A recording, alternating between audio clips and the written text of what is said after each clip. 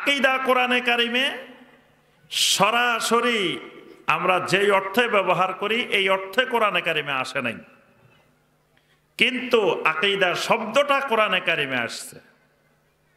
সূরা আল মায়েদার 89 নম্বর আয়াত আল্লাহ পাক বলছেন, লা ইউআখিযুকুমুল্লাহু বিল্লাগবি ফি আইমানিকুম ওয়ালাকিন ইউআখিযুকুম বিমা আক্কাদতুমুল আইমান। বিমা আক্কাদতুমুল আইমান, এই আক্কাদতুম এখানে আকীদা শব্দের ব্যবহার আল্লাহ রাব্বুল আলামিন করেছেন, কিন্তু এটা আমরা যেই অর্থে আকীদা বলি এই অর্থের আকীদা না। মানে আমরা বোঝাতে চাচ্ছি শব্দটা আসছে কোরআনে, কিন্তু এই অর্থে আসে না। তো এই অর্থে কোরআনে কি আসছে? এই অর্থে কোরআনে কারিমে যেটা আসছে সেটা হলো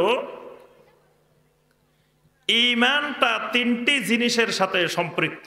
একজন মুসলিমের ঈমান তিনটি উপাদানের সাথে সম্পৃক্ত, এবং কোরআনে কারিমে আলাদা আলাদা করে তিনটা বিষয় আসছে। মানে ঈমান কয়টি উপাদানের সাথে সম্পৃক্ত? তিনটি উপাদানের সাথে সম্পৃক্ত। প্রথম উপাদান কি? আল ইকরারু বিল লিসান। আবার কথা বুঝতেছেন তো? মানে ঈমান প্রথম আসবে জবান দিয়ে, মুখ দিয়ে। প্রথম আসে কি দিয়ে? মুখ দিয়ে সাক্ষী দিতে হয়, উচ্চারণ করতে হয়। এটা ঈমানের প্রথম ধাপ। একটা লোক আসি বলল যে ভাই আমার একটু মুসলমান বানাই দেন, আমি মুসলিম হতে চাই। তা আপনি কি করবেন? আপনি তাকে একটা কালেমা পড়াইবেন, বলবেন যে ভাই আমার সাথে সাথে পড়েন, আশহাদু আল্লাহ ইলাহা ইল্লাল্লাহু ওয়াহদাহু লা শারীকা লাহ ওয়া আশহাদু আন্না মুহাম্মাদান আবদুহু ওয়া রাসূলুহু। তাহলে এই ঈমানের প্রথম ধাপটা জবান দিয়ে সম্পাদন করে দিয়েছেন। কোরআনে কারিমে আল্লাহ রাব্বুল আলামিন এই জবানে ঈমানের সাক্ষী দেওয়ার কথা কোরআনে অসংখ্যবার বলছেন।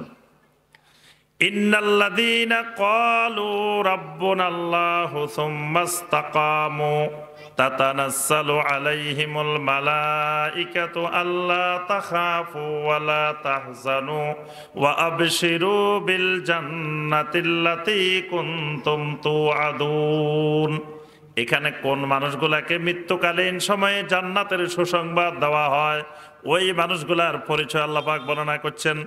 এদের প্রথম পরিচয় ইন্নাল্লাযীনা ক্বালু, অবশ্যই যারা বলে রব্বুনাল্লাহ, আমাদের রব হলেন একমাত্র আল্লাহ। তাহলে ওই জান্নাতি মানুষগুলার প্রথম কাজ শুরু হয় বলার মাধ্যমে। ক্বালু, বলা দিয়ে ঈমান শুরু হয়। প্রথম ঘোষণা দেয় রব্বুনাল্লাহ, আমার রব একমাত্র আল্লাহ। ওয়ামান আহসানু কাওলাম মিম্মান দাআ ইলাল্লাহি ওয়া আমিলা সালিহা ওয়া ক্বালা ইন্নানী মিনাল মুসলিমিন। এখানে ওয়া ক্বালা এবং বলে, ইন্নানী মিনাল মুসলিমিন, আমি মুসলিমদের মধ্যে একজন। বলাটা ঈমানের গুরুত্বপূর্ণ একটা জিনিস। আবু তালেব কালীন সময় নবী সাল্লাল্লাহু আলাইহি ওয়াসাল্লাম আবু তালেবকে বলছেন, ইয়া আম্মি কুল লা ইলাহা ইল্লাল্লাহ, সাসারে আপনি বলেন, জবানে উচ্চারণ করেন, ঘোষণা দেন। কি ঘোষণা দিবেন? লা ইলাহা ইল্লাল্লাহর ঘোষণা দেন। এটা যদি ঘোষণা দেন, এই কালেমাটাকে আল্লাহ রাব্বুল আলামিনের সামনে আমি আপনার জন্য দলিল হিসাবে, হুজ্জাত হিসাবে পেশ করব। সুবহানাল্লাহ। তাহলে আবু তালেবের যে ঈমান আনার আহ্বান জানাইছেন, এটা জবানের ঈমান, জবানে ঘোষণা দিতে বলছেন। এরকম কোরআনে কারিমে ঈমানের এই অংশটার উপরে অসংখ্য আয়াত আছে। এবার আসেন ঈমানের 2 নম্বর পার্ট, 2 নম্বর উপাদান। 2 নম্বর উপাদান হলো আত-তাসদীকু বিল জানান, অন্তরের বিশ্বাস, অন্তরের ভিতরে এই স্বীকৃতিটাকে ঢুকানো। এটা ঈমানের আরেকটা অংশ। আচ্ছা বলেন তো দেখি, আপনারা মুমিন না মুসলিম? কোনোটাই কয় না, হয় মুমিন না হয় মুসলিম, একটা না একটা তো হবে, অথবা দোনোটাই হইতে পারে, কোনটা হবে? আপনারা মুমিন না মুসলিম? মুসলিম নাকি মুমিন না? যে দোনোটাই, মুমিনও মুসলিম। এখন আপনারা আগে মুমিন হয়েছেন না আগে মুসলিম হয়েছেন? আগে মুসলিম হয়েছেন, তারপরে মুমিন হয়েছেন, কিন্তু কথাটা ঠিক হয় নাই। আগে কি হয়েছেন? না, আবার বলেন, আগে কি হয়েছেন তারপরে কি হয়েছেন? মানে একটু ধমক দিলে কিন্তু পরিবর্তন করা যাবে না।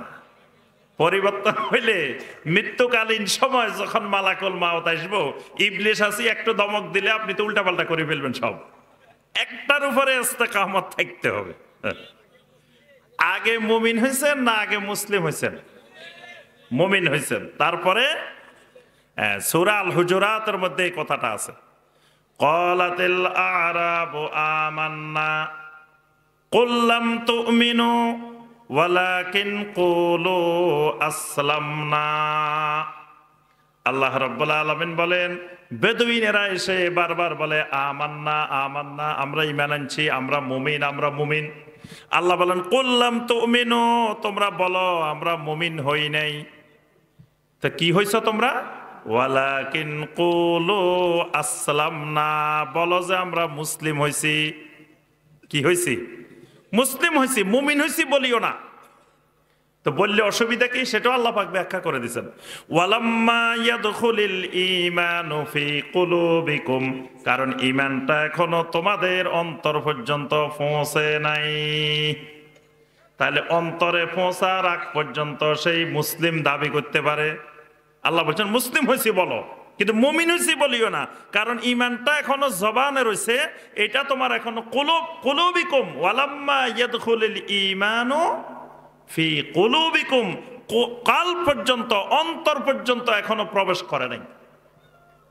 তাহলে বোঝা গেল জবানে থাকলে এটা পরিপূর্ণ ঈমানদার না, এই ঈমানটাকে পৌঁছাইতে হবে কোন জায়গায়? কলবের মধ্যে, কলবের মধ্যে পৌঁছাইতে হবে।